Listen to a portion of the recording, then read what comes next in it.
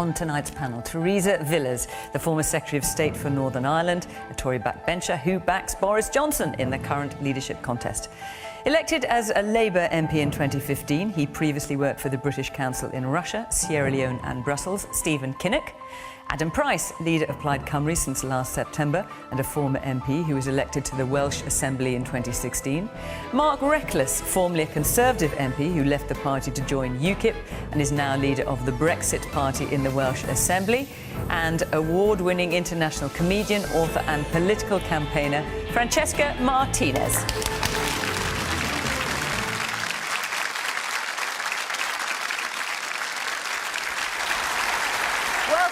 To our panel, to our audience here, and of course to you at home. You can argue along in the usual way using hashtag BBCQT on Facebook, on Twitter and on Instagram. Join in the conversation. Let's kick off with our first question, which tonight is from Stephen Thomas. Thank you. Are broken promises, gaffes and hanging from a zip wire the criteria for becoming the next Prime Minister? I can't think who you mean, Stephen. I think we might be talking about Boris Johnson here. Stephen, do you want to kick us off? Well, I think we are in an extraordinary situation and, you know, I disagree with just about everything the Conservative Party has ever stood for, but they are one of the oldest political parties in the world and one of the most important, whether we like it or not. And I think it is deeply disturbing now that they are on the point of electing a right-wing populist as their leader. They are on the point of electing someone who claims that he's going to be a unity figure, but has referred to Muslim women as letterboxes.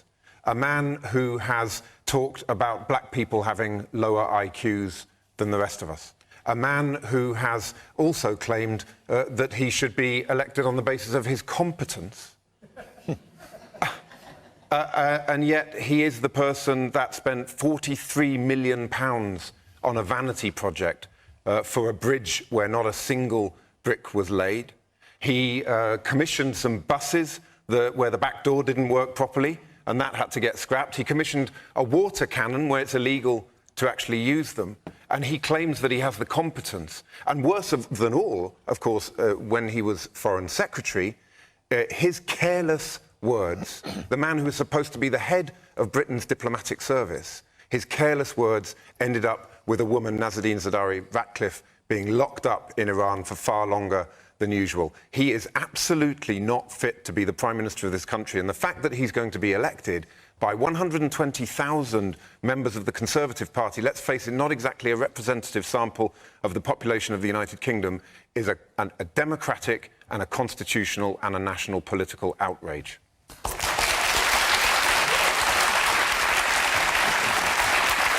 I think it's actually about 160,000, but we hear you. Give or take. Theresa Villiers, you're backing Boris Johnson. Yes. Did he really say that black people have a lower IQ? No, there was a reference to that in an article that was published in The Spectator. It was not written by Boris, so I want to correct that.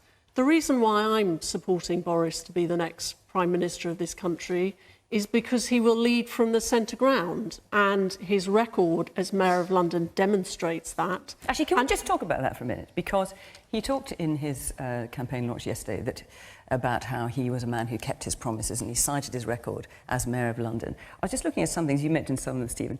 He pledged to end rough sleeping in the capital by 2012. This was in 2009. In fact, the number of rough sleepers doubled by 2015. He campaigned against Ken Livingstone's plans to close London Underground ticket offices, signing a pledge to keep them open, and then just 4 years later he announced he was closing them all. That's not keeping his promises, is it? But the reality is that he, on those issues, on ticket offices, they took a difficult decision, but I think that reflected the huge advance in technology that came with the Oyster system. It meant that ticket offices were not needed in the way that they had previously. But his record is very clear. He saw the murder rate fall by 50%, crime overall fell by 20%, knife crime came down by 17%, and he managed to cut taxes by 20% as well. This is a significant record of delivery. We need someone as Prime Minister who will get a grip on crime, as he managed to do when he was Mayor of London. That's one of the many reasons why I think he is capable of being the right leader for this country.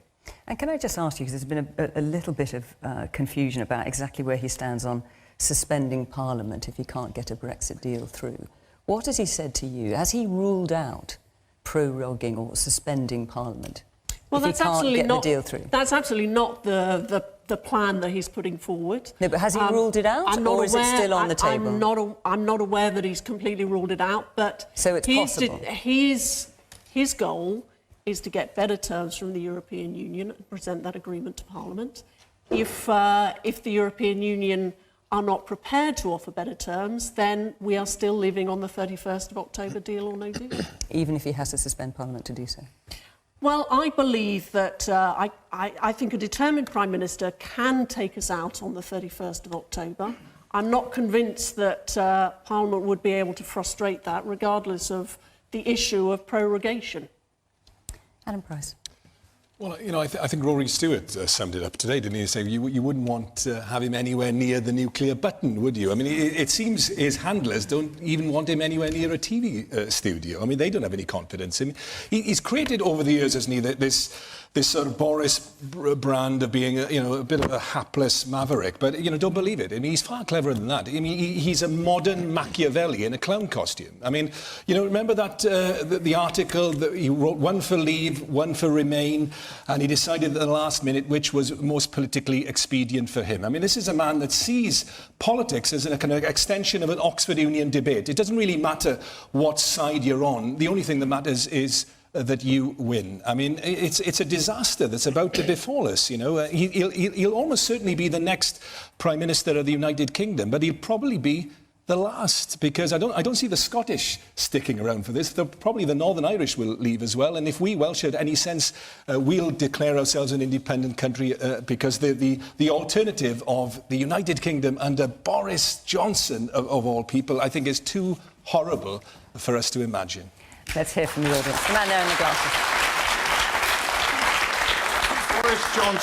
Boris Johnson, right, could zip wire into Brussels and like a wrecking ball and make no difference at all. Our Parliament is gridlocked and stuck. So whoever the few of the Tories elect as a leader, the first thing that should be done, I believe, is a general election. To get people in that want to make change. And listen and answer the questions that the people want. OK. Man there in the glasses. Yeah, he's also promised 350 million a week to the NHS, but it looks like that's all going to go on tax cuts to the well-off instead. I'll come back to that. The woman in the front in the glasses, yeah. It appears that the first thing he wants to do is a tax cut for everybody over 50,000 and leaving everybody else behind. How is that centre ground? Geez, your man's getting a bit of a pasting. Would you like to...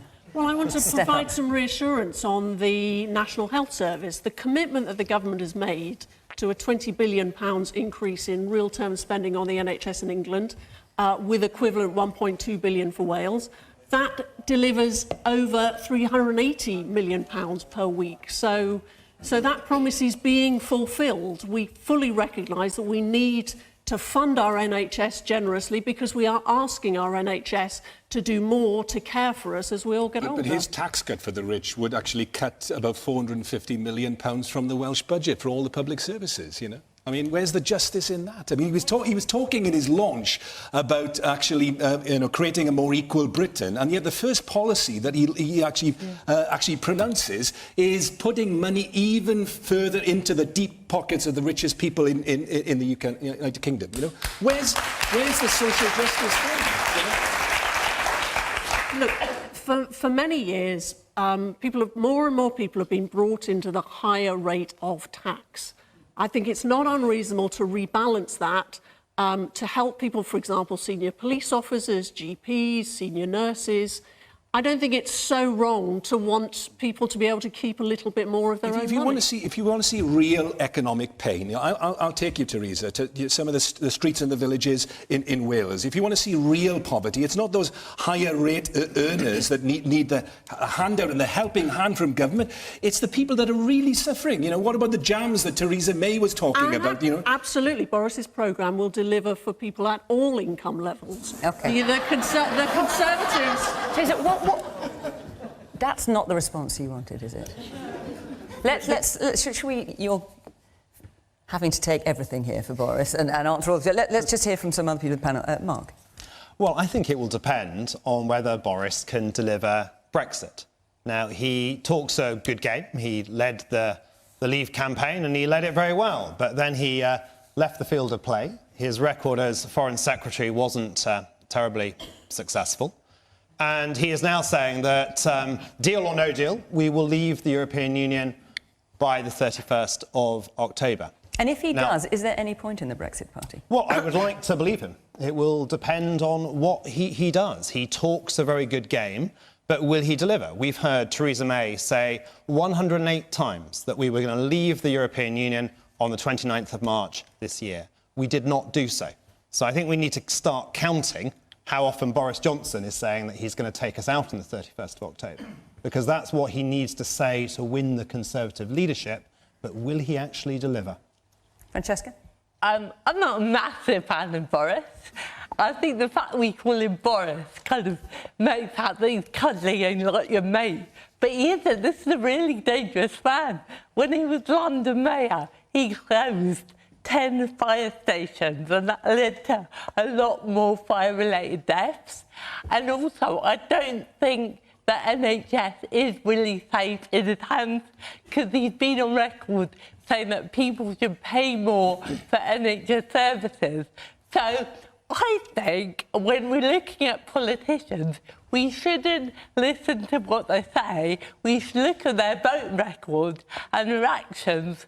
But I got to say the biggest reason that I'm not a fan of Boris is because he's backed austerity policies again and again. And I don't know if this is widely reported, but austerity has caused the deaths of over 130,000 human beings in Britain.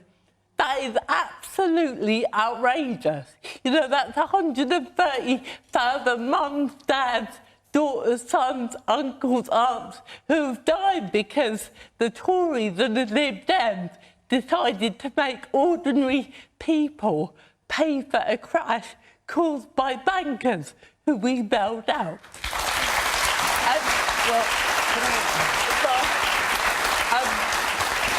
My final point, as a wobbly woman, I really have to highlight the tens of thousands of disabled people and sick people who have died after being found fit for work. Now, we are one of the richest countries in the world, and this is absolutely outrageous. Even the UN has called Tory welfare reform a violation of disabled people's rights. So I want to remind everyone here that anyone can become disabled or sick at any time. And right now, this government is taking away the safety net that we have fought for collectively over decades to help those in need. And I think whatever your politics, you can agree that punishing disabled people and sick people for falling on the hard times is absolutely morally wrong, and they have blood on their hands.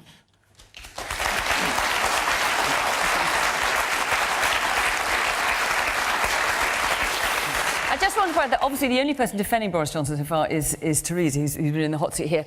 He has done extraordinarily well today in the leadership contest, 114 votes. Is there anyone here in the audience who supports Boris Johnson? Yes, the woman there, you stuck your hand up. Yes. I think you should suspend Parliament. I think that the people of the country want Brexit to go through, and as up until now, nobody is standing up and actually doing what the people want. And you think he's the man to do it? Are just sticking their spoke in the wheel all the time. Anyone else here who supports Boris Johnson? Yes, the man there in the check shirt. I think at the moment we desperately need anybody who can unite this country. We're in a mess. We've never been in a mess like this probably since the 30s. It's quite desperate. I don't see many people in Parliament at all who can do this. And even if he unites the country for 6 months to get us through the next 6 months, that's enough for me. OK, thank you very much. Yes? I mean, I supported Boris with what he did to lead the Leave campaign. I hope he can unite the country. I just wonder if I can ask Theresa, who voted 3 times against Theresa May's deal, that Boris Johnson described as vassalage. He said it would be a suicide belt or vest around our country, in a phrase for which he was criticised. But having spoken so strongly against the deal, why did he then vote for it? I think because he was so keen to see us stick with the exit that had been planned. It was a difficult decision for him. It was a difficult decision for me. I do not believe that the withdrawal agreement genuinely respected the vote to leave, which is why I voted against it, because it would have potentially permanently locked us into obeying the EU's rules and complying with their customs arrangements without actually having a vote on them or any kind of exit door. So I'm sure Boris weighed up pragmatically, the pros and cons of that. But I think what we now need is we just need to get on with it. The country voted to leave, and there is a huge amount of exasperation with this continuing deadlock.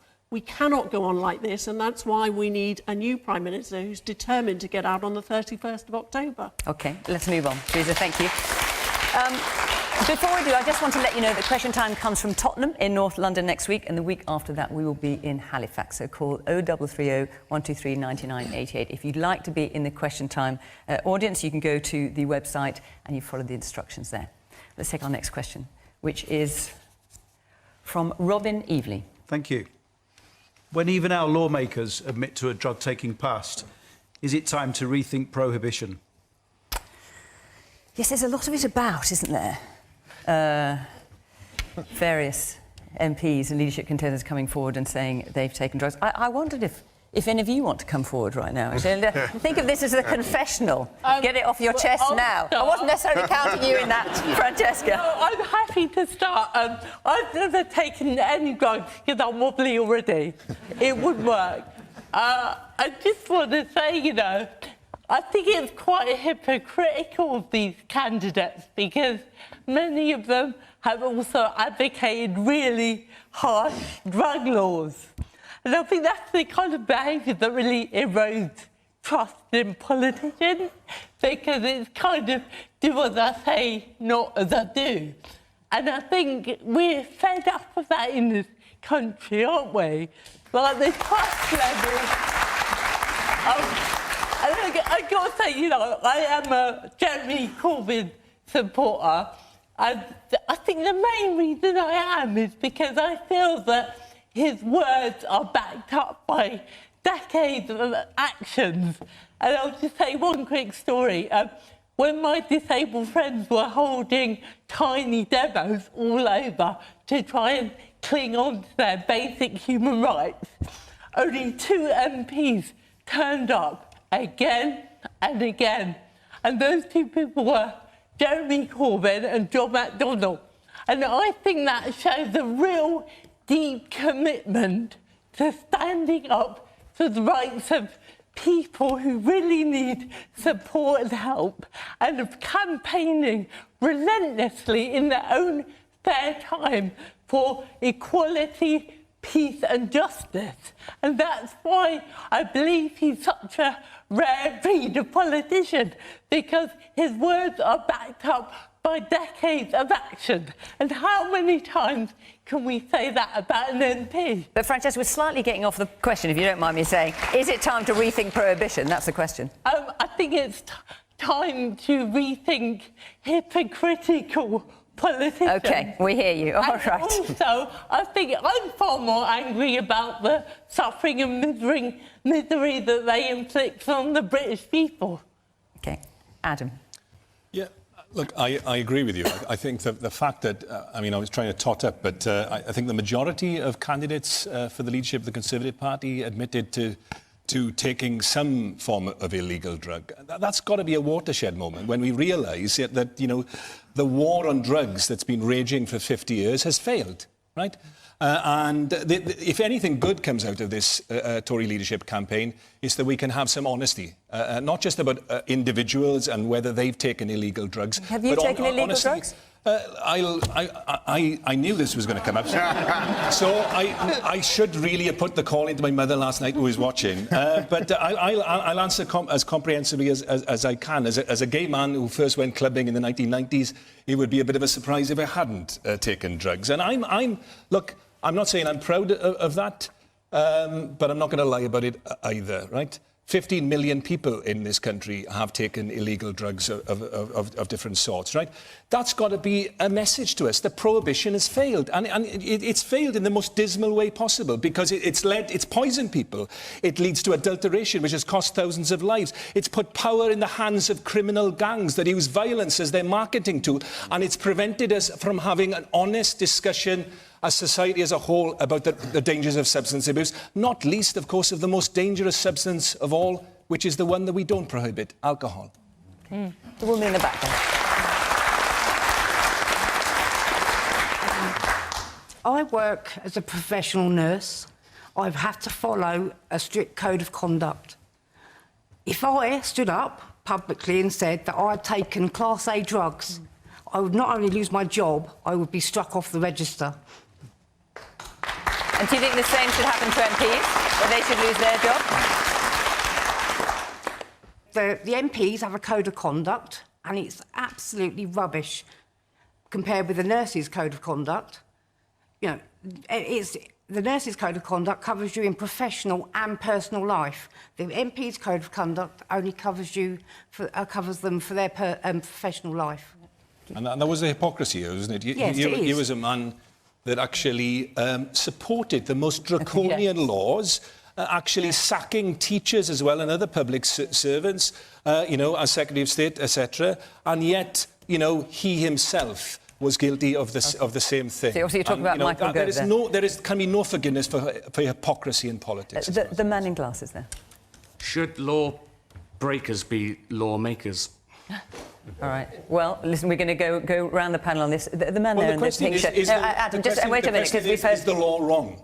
Is the law wrong? OK, that's the real question we should ask Let's hear from the rest of the audience. Yes, the man there.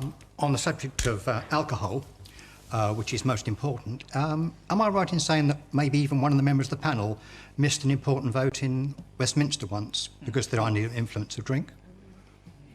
Oh, who was that? Sweet. Do tell, Mark. Do tell more. Yes, I think it was. I think it was on raising VAT to 20%, which I did not Thank you very much. vote for. Were you with that night? I haven't drunk alcohol for 5 or 6 years. I think alcohol is a very dangerous drug because it is so normalised in society. I think it is very easy for people to get addicted to it. And I think we need to look at alcohol and tobacco in the round, along with drugs which are currently prohibited. And I do believe that we should change our drug laws. I served on the Home Affairs Select Committee for 4.5 years. And I supported the majority in a report when we said it was time to declassify cannabis. Since then, we've seen, I think, 10 American states. We've seen Canada, bulk of Latin America, several countries in Europe have voted to legalise, regulate and tax cannabis. Some of the tax take for that could perhaps pay for some of these tax cuts we're hearing so much about from the Conservative candidates. But what we also said in that Home Affairs report, and we went to Portugal to research it, was we thought where you have highly addictive, dangerous drugs, be it heroin or crack cocaine, if people are addicted to that, if they're ruining people's lives, the best way to try and address it is with a health-led response rather than through the criminal justice system. OK. Then you agree with that, sir. Stephen. OK, so I guess first the confession, and then I know you're not going to let me off the hook here without a confession, I'm Fiona, enjoying this enormously. You're loving this, aren't you? We should definitely turn the mic on you afterwards, by the way. No, I get you to answer the question. Well, I grew up and went to a local comprehensive school in West London, very, very mixed comprehensive school. As far as I could see, about half of the intake in that school was smoking weed, and I was part of that half. And I also was part of the, as Adam referred to, I think some call it the second summer of love in the early 1990s, house music, raves, and I was also a part of that. So That's my confession. I hope you'll be happy with that one, Fiona. On the point, very substantial, important point about are we getting the policy right? I actually agree that the war on drugs is being lost, and it's been lost for a very, very long time. And I think it's causing tremendous disruption in society, heartbreak. Look at the county lines, look at the knife crime epidemic. So much of that relates back to illicit activity around drugs. We've created a black market within which you will get all sorts of gangster and gang-based activity. And I think we've got to actually look very closely at the Portugal example. The way in which Portugal dealt with a huge influx of heroin shortly after they had transitioned from a dictatorship to a democracy, they opened up, and there was a tremendous heroin problem there, and they took a health-based approach rather than a punishment and criminal justice-based approach, a rehabilitation-based approach, where it's about social workers and psychologists and people helping to get addicts off the drugs. And it led to a huge depression in prices in Portugal, which of course takes the gang-based element out of the equation. So I think, Einstein said, if you keep on doing the same thing and thinking you're going to get different results, that's the first sign of insanity. We keep trying to do the same thing with drugs and it's not working. I think it's time to innovate, do something different, and help our young people before the gangs and the knife crime gets to them.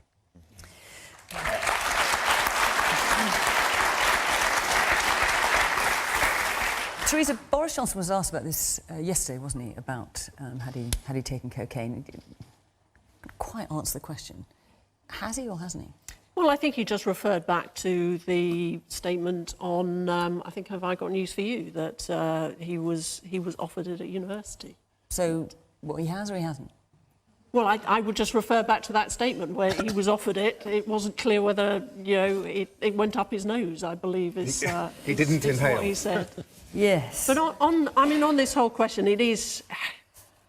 I think these recent revelations do mean that we all need to sort of pause for reflection. My approach has always been on this pragmatic. I've always been open to reform. I've always thought that the science... Have you taken drugs, really? Oh, I was hoping I would get away from the confession, but I have had about 3 attempts at cannabis at university. Only the last time I managed to inhale and was promptly sick. So I never touched it again, and I would certainly not recommend it to anyone else.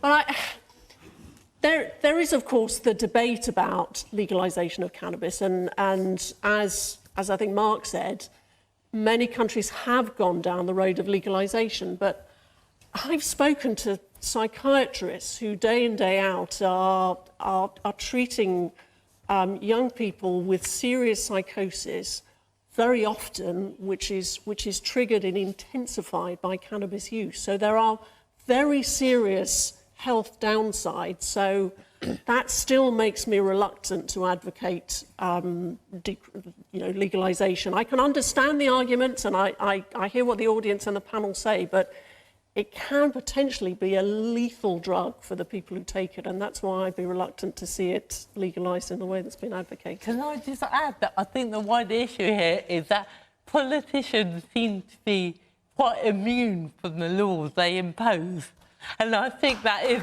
a real problem. And I think, if anything, they should be asked to uphold the law more than anyone else.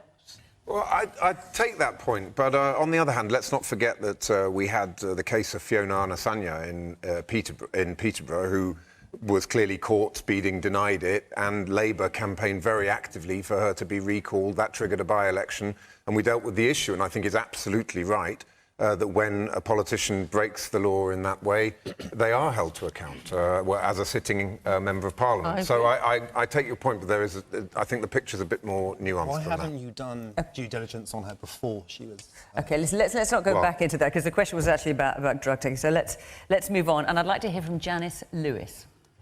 Shouldn't all over 75s be entitled to a free TV licence? Well, so the BBC announced that it's scrapping free TV licences for the over 75s, apart from for those who claim pension credit, and that's from June next year. And this is as a consequence of the deal struck between the BBC and the government back in 2015. Adam, do you want to kick us off? Yeah, I can't believe that the BBC has come out with this decision. You know, a week ago, I was in Portsmouth along with everyone else celebrating the 75th anniversary of D-Day. And then a week later, this very generation is told, you know, by the BBC that you don't deserve, you know, the one thing that we've given to you to recognise the contribution you've made, we're going to take away for two-thirds of you. And it's absolutely disgusting. I mean, you know, talk about being out of touch. There's a moral vacuum here at the heart of the BBC when they're paying six-figure and higher salaries to presenters, etc., and senior executives, and yet they won't allow to some of the poorest people in our society, you know, what is for many of them, you know, the biggest source of comfort, isn't it? You know, the only company that many of them have, and that's going to be taken away from them. And, you know, I can't believe this treasured institution that was, you know, the BBC is transforming itself now into an agency for means testing and a public prosecutor. You know, Auntie is going to put Granny and Grandad in prison. You know, it is absolutely unacceptable, and the BBC should reverse the decision, but the Conservative government as well has a role to play here, because they promised in their manifesto that this free licence would be kept. And a promise made is a promise that should be kept, and certainly to this generation. Yeah. Steve, I'm going to come to you in a bit. A woman there, your hand shot up as soon as this question was asked.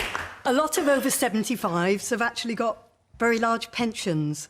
And I think that they've said that people who are on pension credit will still be entitled to a free licence. Yes, they will. So I think a lot of young people would probably think it's probably right to take it away.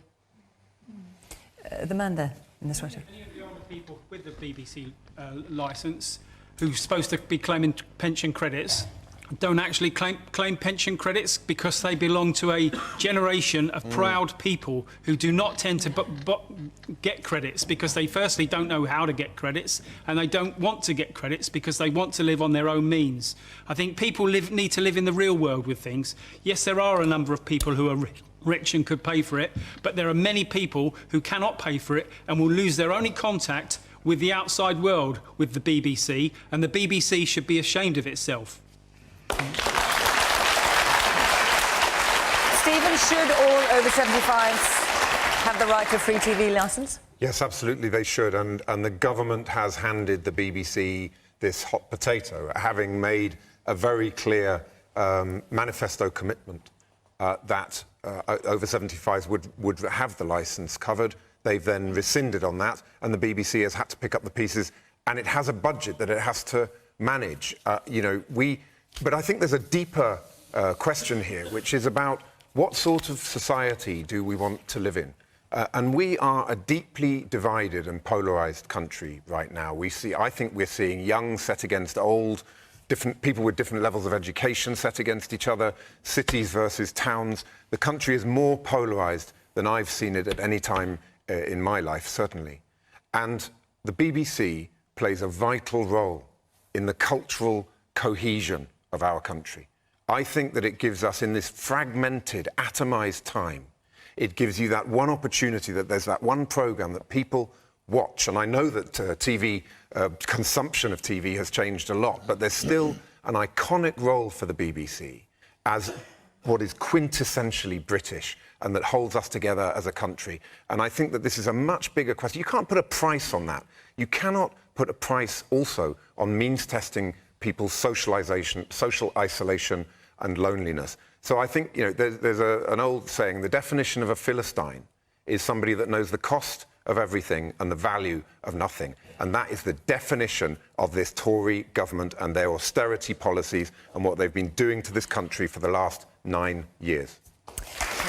I should say that the BBC has said it is saying that free licences for all over 75s would mean the closure of BBC 2, BBC 4, the BBC News Channel, BBC Scotland Channel, Radio 5 Live and some local radio stations. That's what it would cost the BBC. Teresa?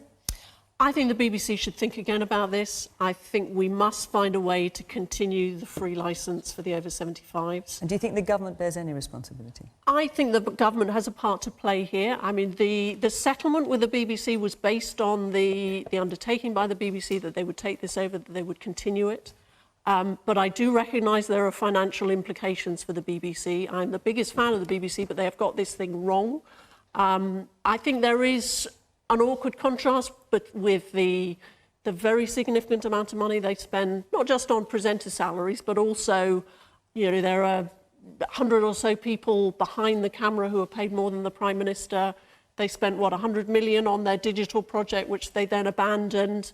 You know, there are ways in which the BBC can help fund this, but yes, I would certainly encourage the government to play a part in this as well and resolve this problem, because I think it's just not acceptable if this benefit for the over 75s is withdrawn.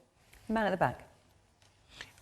As with all other things in society, pensioners cover a whole range of society. Some of them are very wealthy. Some of them, many in Wales here, are not very wealthy. Disabled people are very used to being means tested, and maybe this is somewhere where they should be means testing so that the wealthy pensioners don't get it and the ones who can't afford it do get it and maybe get more. It shouldn't have been passed to the BBC. The government should have been responsible for this, and they copped out of it and passed it on to the BBC and washed their hands of it, as politicians often do. The man there in the glasses. I suppose what's ironic is they won't pay their licence fee, they'll go to jail, they'll be given a free TV in their cell. Win-win. Mark. Well, in 2013, the BBC agreed with the government, in return for the licence fee going up by inflation, as it has, that they would fund free TV licence for the over 75. So it's a breach of that commitment. So I think for that reason it should be reversed. I also think it's wrong that the BBC should be allowed to take criminal sanctions against people for not paying. At most, it should be enforced as a debt, as any other debt, rather than sending, admittedly, a small but nonetheless some people to prison. But more generally, I think, as particularly younger people look to other ways of taking in television, we have Netflix, we have Amazon Prime, we have lots of other competitors for the BBC, and younger people watch it far less. Also, many people don't feel the BBC represents them. Last week, we had 5 people on this panel, all 5 of whom had voted Remain. On Tuesday this week... hang on. We also had people who may have voted Remain taking the government position and also having changed their minds and supporting Brexit, even if they voted Remain originally. Well, a lot of people who voted Remain are changing their minds Only to support one, Brexit. actually, of the panel we had last week, I must just... Come on. Only one person actually was campaigning for Remain on the panel last week. But all 5 of them voted Remain. Piers Morgan, who they changed their minds. And let's not get into a whole conversation about last week. We had one person supporting Remain on the panel last week. But we're talking here about the TV licence. And I think you have political party balance, but I think that often leads to an over-representation of people who voted Remain on the panel. I mean, this week the question is, should all over 75s have the right to a free TV licence? I think the BBC made a promise. It should stick to it. And I think the BBC, if it's as good as you say, should look to a model where people have the opportunity to subscribe rather than being forced to pay and imprisoned in some circumstances if they refuse. Francesca. I think it's really sad because these people are paid into the system of their lives. And often TV is there any connection to the outside world, because as we know, many older people are very isolated. I wish we had a government who was proud to provide a bit of comfort to our older generation. But I think that the buck really has to stop with the Tories, really. This comes from their cuts. But I'm not really surprised, because I don't feel that ordinary people really matter to the Tories much. I mean, this is a party who make nurses use food banks and who force firemen to take second jobs and who force 13,000 of our war veterans to live homeless. So I don't think they really care about ordinary people, and I think their actions are not one of a civilised society, which is why we really need a general election. Okay. We're going to take another question from Michael Gough. Following Welsh Labour's U-turn on the M4 Relief Road, is Wales closed for business? Mark, shall I come to you first on this? So the M4 Relief Road, it was, there were plans to build this. It was then scrapped for environmental reasons.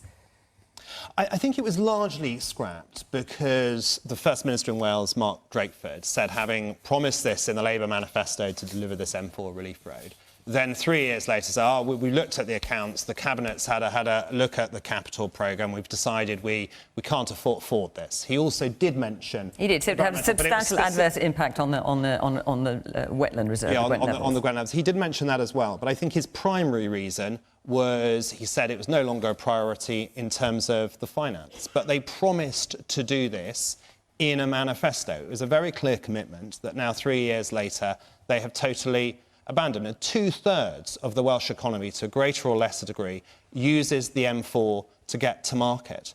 And particularly around Newport, which is in my region of South East Wales that I represent, the amount of those delays that the congestion causes around the Brynglas tunnels is absolutely extraordinary.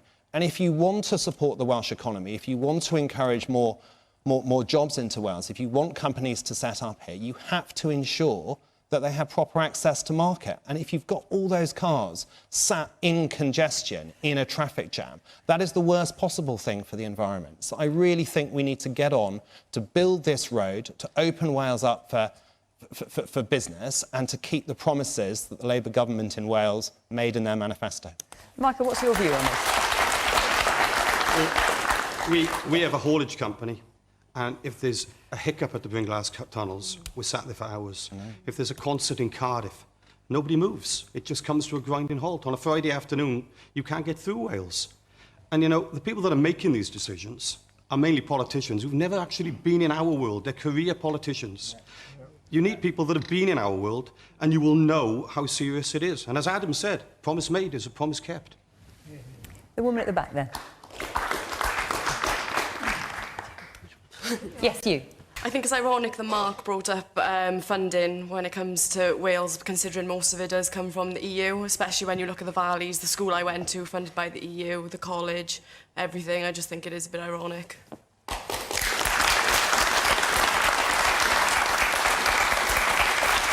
Do you want to come back on that quickly? I mean, I would say most of the funding comes from domestic taxpayers and particularly redistributed within the UK. And Adam earlier spoke about independence, but every year in Wales we have a 13 billion fiscal deficit. Now that's probably 30 or 40 times the amount that the EU was involved with. Well, and that's Wales was getting £680 million a year from the EU. A quarter of our GDP every year is the difference between the tax taken in Wales and what is spent. In that situation, there is absolutely no way that you can make independence work if you are borrowing a quarter of everything you produce. And anything we got from the EU was a drop in the ocean compared to that. And the amount that we give in our net contribution from the UK on a per-head basis balances that out in any event. Okay. Francesca.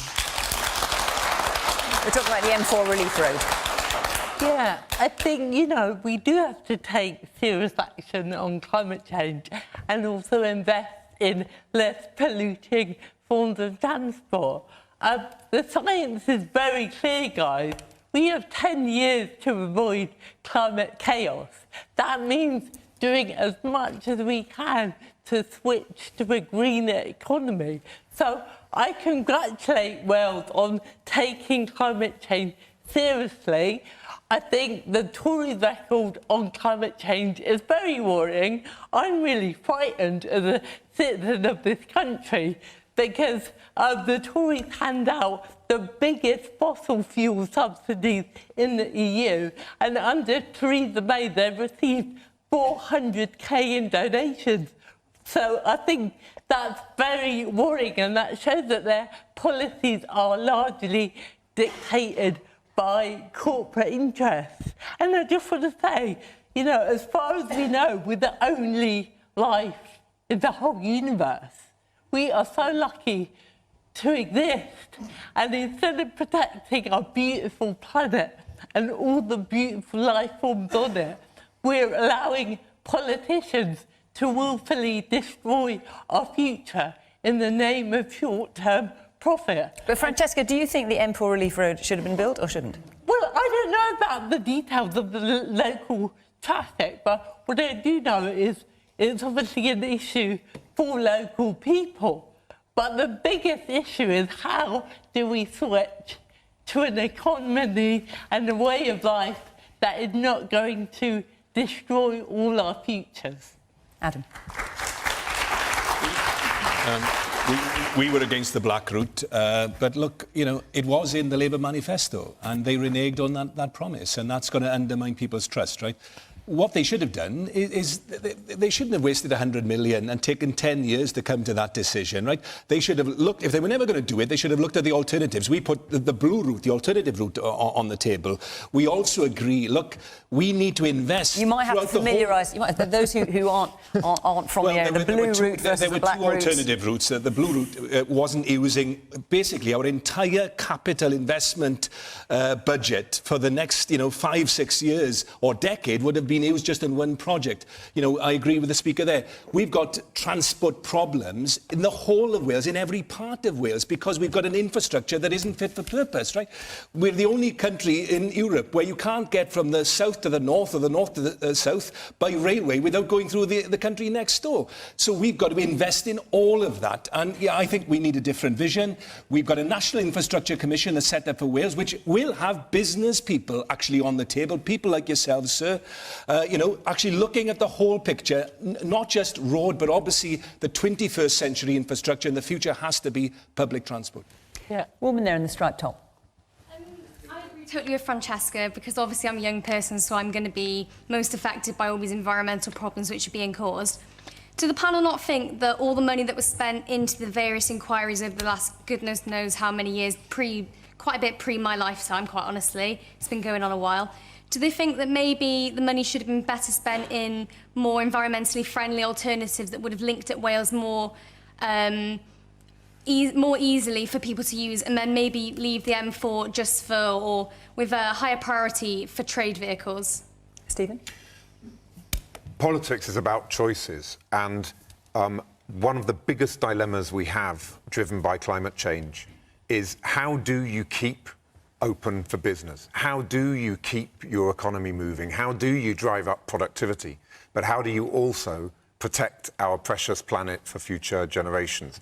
And we, I think, are constantly, as Assembly members, members of Parliament, anyone involved in politics thinking about this, constantly trying to weigh up how you get that balance right. And I think that's why you do need to commission reports, you need to commission analysis, but in the end, you sometimes have to take tough choices. And there are two promises here. Yes, there may be promises in a manifesto, but there is also the promise that we owe to future generations.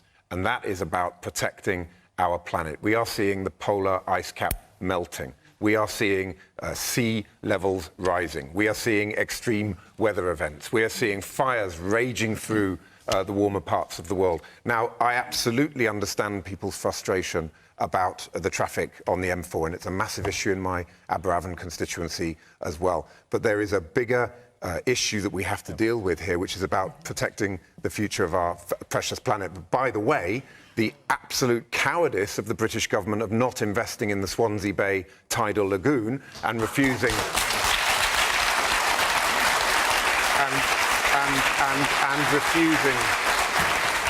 and refusing to electrify our railway line to Swansea. It's the Tory government in Westminster that's got some serious questions to answer when it comes to that point about protecting the future of our precious planet for future generations. Stephen, how many miles of railway did Labour electrify in Wales when they were in government in Westminster?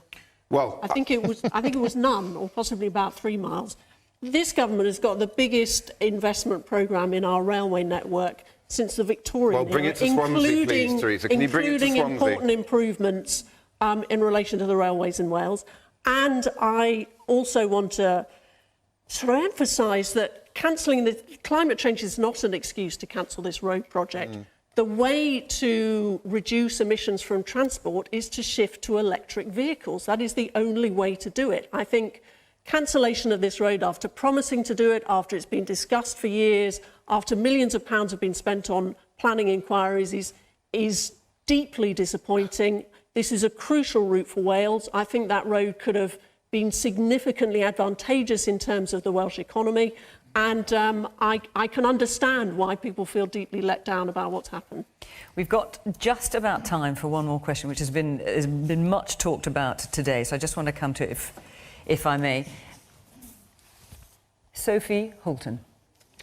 Should comments made in the context of a comedy programme ever be seen as incitement to violence?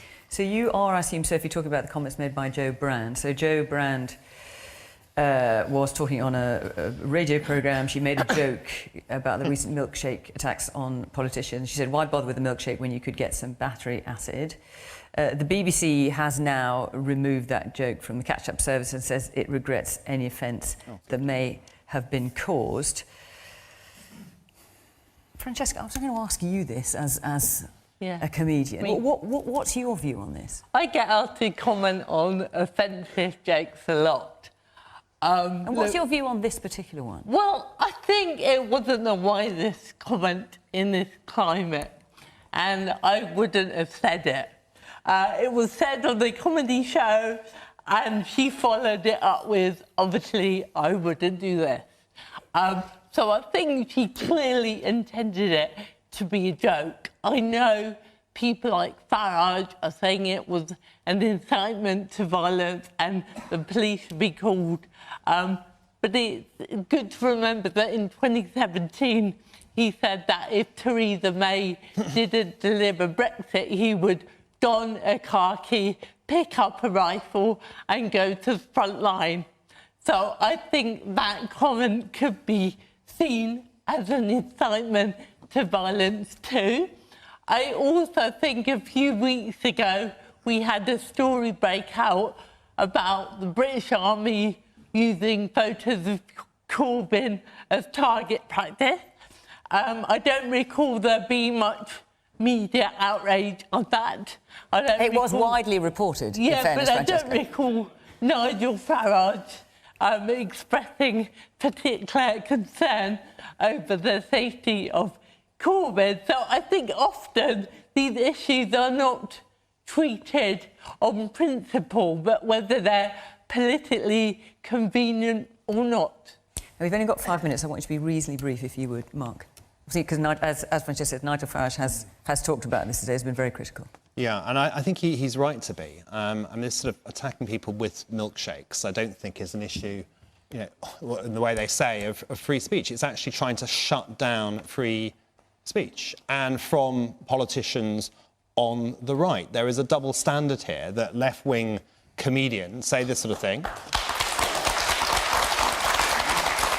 But answering Francesca's point, do you see a double standard from what Francesca was saying? Is that particular programme, it was pre-recorded. And the BBC saw nothing wrong with it at the time, put in what sounded like canned laughter after it, and has taken, you know, over two days to actually do anything about it after the Prime Minister actually called them out on it. I think that was a wrong thing to say. The reason Nigel Farage has to go everywhere with security is because of what is said and because of what that encourages people to do. Now, I fought a by-election in Rochester in 2014 in which there was a significant degree of intimidation.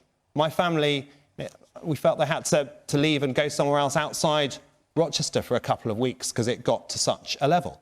And at that time, I didn't hear people from the other side calling that out. And I would like to condemn any sort of violence, any sort of threats in politics. We have to get rid of it. We have to have a common standard and one that applies to the left as well as the right.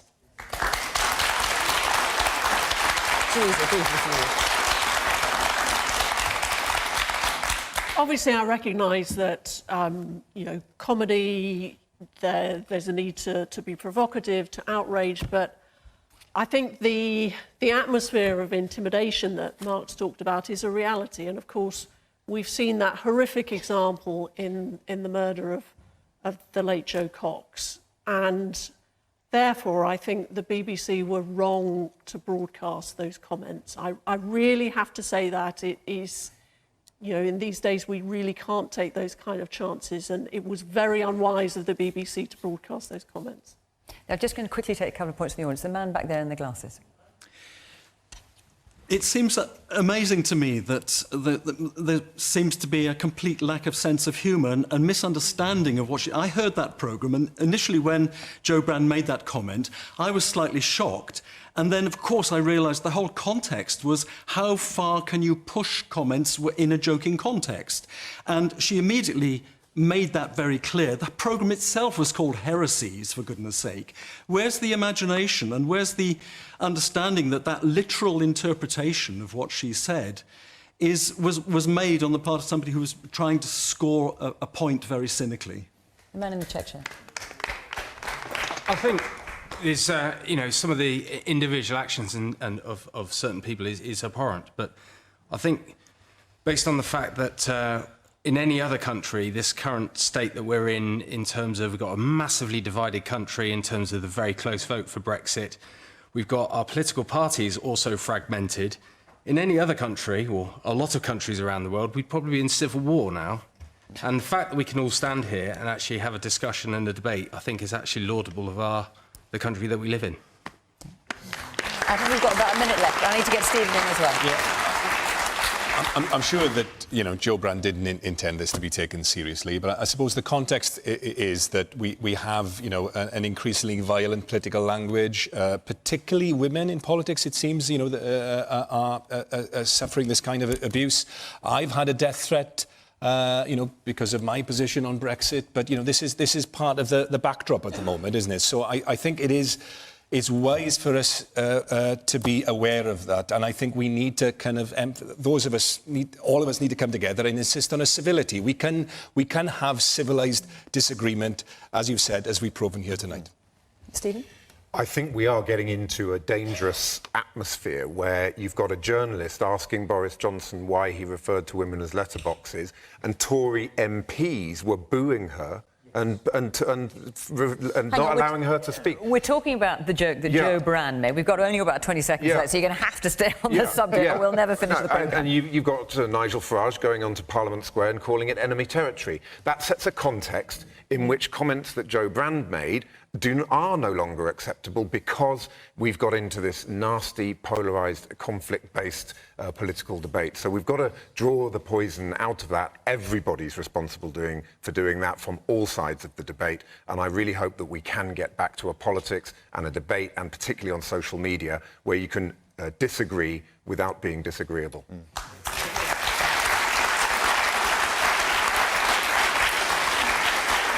Well, a number of you have got your hands up. I'm afraid we are out of time. Our hour is up. We will be in Tottenham, in North London, next week, and the following week we will be in Halifax. Call 0330 123 9988 if you'd like to be in the audience, or you can go to the Question Time website. Here we are. Follow the instructions you can see on the screen.